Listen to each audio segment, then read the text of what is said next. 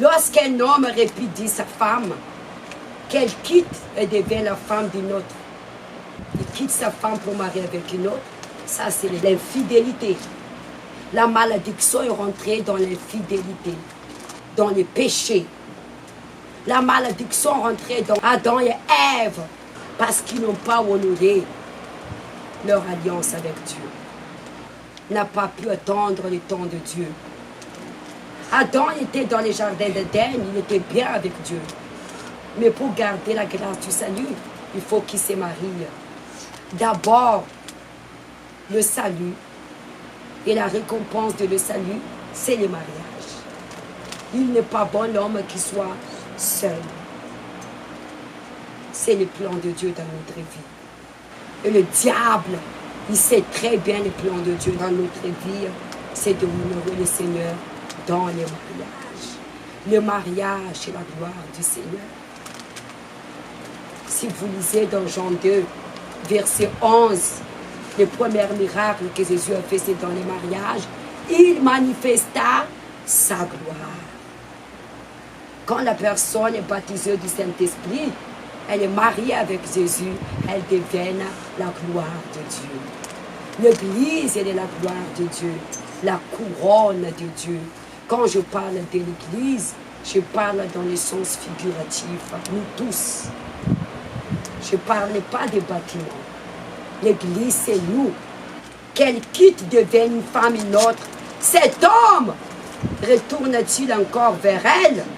Le pays même ne sera-t-il pas souillé? Le pays ici, c'est la famille. La famille est souillée. Parce qu'il s'est prostitué, ils reviennent à ramener la malédiction dans sa propre maison. La maison est souillée. La malédiction vient de l'extérieur. Pourquoi la personne, elle est tout le temps des échecs dans sentimental, elle n'arrive pas à se marier, elle est victime de malédictions sentimentales dans sa famille. La Bible dit dans Exode chapitre 20 que Dieu punit le péché des parents pour les enfants. Regarde, Adam et Ève, ils ont péché contre Dieu. Nous sommes les descendants d'Adam et Ève. Ce n'est pas nous qui nous payons. Et toi, tu te prostitues à de nombreux amants. Et tu reviendras en moi, Dieu l'Éternel. Point. Dieu ici nous parle de nous. Tu t'es prostitué de nombreux amants. Tu m'as abandonné pour faire ta volonté. Tu t'es pas confié en moi, ta vie sentimentale. Tu as fait les choses de ta propre manière. Que les choses ne marchent pas. Et maintenant, Satan, il t'humilie. Tu reviens à moi. Maintenant, tu reconnais que je suis ton Dieu. Parce que souvent, nous voulons toujours faire les choses de notre manière. Quand la personne veut se marier, l'homme qui le veut, c'est pour son plaisir, à satisfaire les désirs de sa chair. Pas pour plaire à Dieu. Tu es dans ma maison, mais tu fais la prostitution. Tu ne cherches pas à m'honorer. Tu ne respectes pas ma maison. Cette maison, c'est votre corps. Tu te prostitues devant moi. Devant la présence de Dieu, les personnes se prostituent. Nous vivons dans les débauches. Et la personne, elle se sent loin de Dieu. Elle est là physiquement, mais spirituellement, elle n'est pas là. Elle pense qu'elle est dans la maison de Dieu, qu'elle est avec Dieu. Dieu ici parle de deux situations différentes. D'où vient la malédiction? Il s'adresse aussi à ceux qui écoutent sa parole. Tu voulais faire les choses de ta façon, à ta manière. Il y a des gens, ils ont quitté la présence de Dieu à cause de leur vie sentimentale. Ils ne veulent pas attendre le moment de Dieu. Ils ne veulent pas que Dieu choisisse leur mari. Ils ont choisi leur propre mari. Et ce mari-là nous fait éloigner de la présence de Dieu. Et maintenant que le mari, il te humilie, il te frappe. Il est violent avec toi. Il ne te respecte pas. Il te trompe. Ou il t'a abandonné. Maintenant tu reviens à moi quand les choses, ça ne va pas. Combien de personnes ont abandonné la présence de Dieu à cause de leur vie sentimentale? Lève tes yeux vers les hauteurs et regarde. Ou tu t'es pas prostituée. Regarde-toi.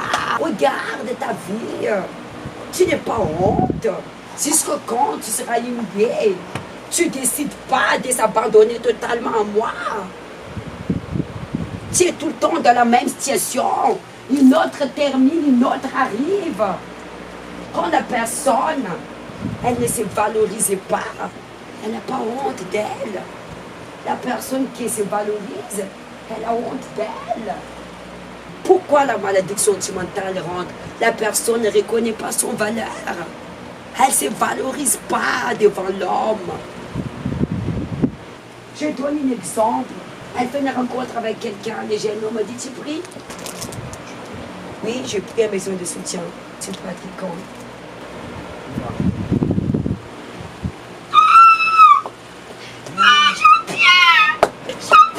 Si tu abandonnes Jésus, c'est bon. Ah oui, j'abandonne Jean-Pierre. J'abandonne Jean-Pierre. Est-ce qu'elle se valorise? Tu as déshonoré Jésus, Satan va t'humilier. Ah bon? J'ai pris, oui. Ça va pas se le faire, au revoir. Non, quoi?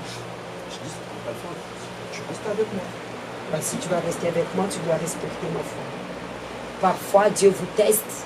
Si cet homme il tient à toi, au revoir. Même si ça te fait mal. Non, s'il te plaît, d'accord.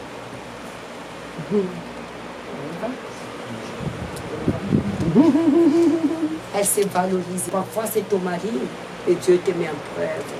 Parce que la personne ne se valorise pas. Elle ne reconnaît pas sa valeur. Si ce n'est pas lui, Dieu va donner quelqu'un d'autre. Je ne vais pas me supplier devant toi. Tu t'étais né sur le chemin comme un arabe dans le désert. Dieu t'appelle comme une arabe dans le désert. Dans le désert, dans la solitude.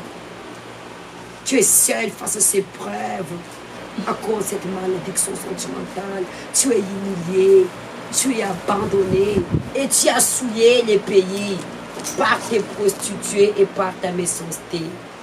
La personne est méchante, elle ne pense pas à sa famille, elle fait payer sa famille à cause de son désir charnel. C'est la méchanceté. Pense à ta famille.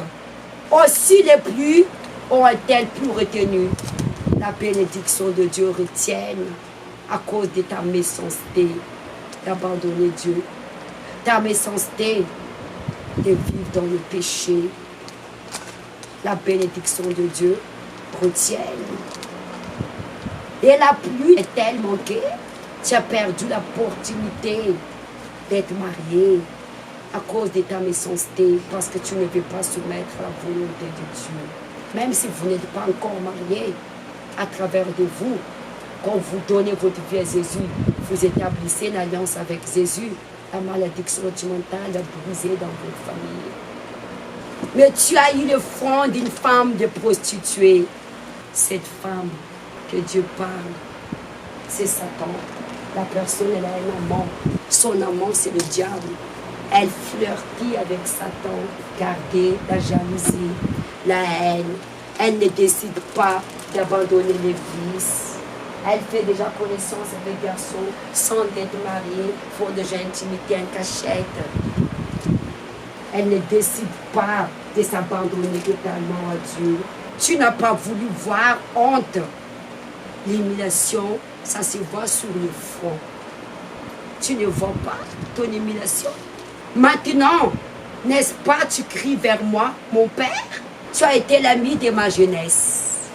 Tu oublies la première fois où tu as découvert dans ma parole. Tu as fait de moi ton premier amour.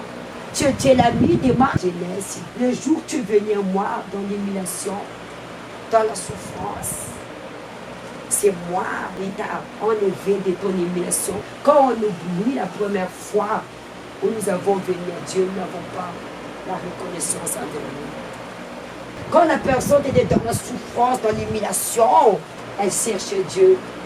Elle avait soif de la parole de Dieu. Maintenant, la réunion ne dure plus longtemps. Elle est fatiguée. La Bible avant, elle était comme ça. Maintenant, la Bible, ça commençait loin. Nous, c'est comme ça. Nous, ça devait s'honorer. Elle commence à fatiguer. Mais avant, elle n'était pas fatiguée. La première fois où ses yeux étaient éclairés de la parole, elle buvait la parole. Elle ne veut même pas partir de l'église. Même si la réunion termine, pasteur, il n'y a pas encore d'autres réunions. Tu as encore chose à dire? Tu étais l'ami de ma jeunesse. Souvenez-vous la première fois que nos yeux étaient ouverts à Dieu, quand nous avons une soif d'aimer. Satan ne résistait pas devant nous. Vous vous rappelez? La porte s'ouvre. Mais aujourd'hui, Satan résiste devant nous parce que nous n'avons plus la même soif qu'avant d'aimer Dieu. Garde-t-il toujours sa colère? La conserve-t-il à jamais? Voici, tu as dit, tu as fait tes choses criminelles, tu les as consommées. C'est que l'homme sème, récolte. Dieu ne regarde pas toujours sa colère envers nous. Levez-vous.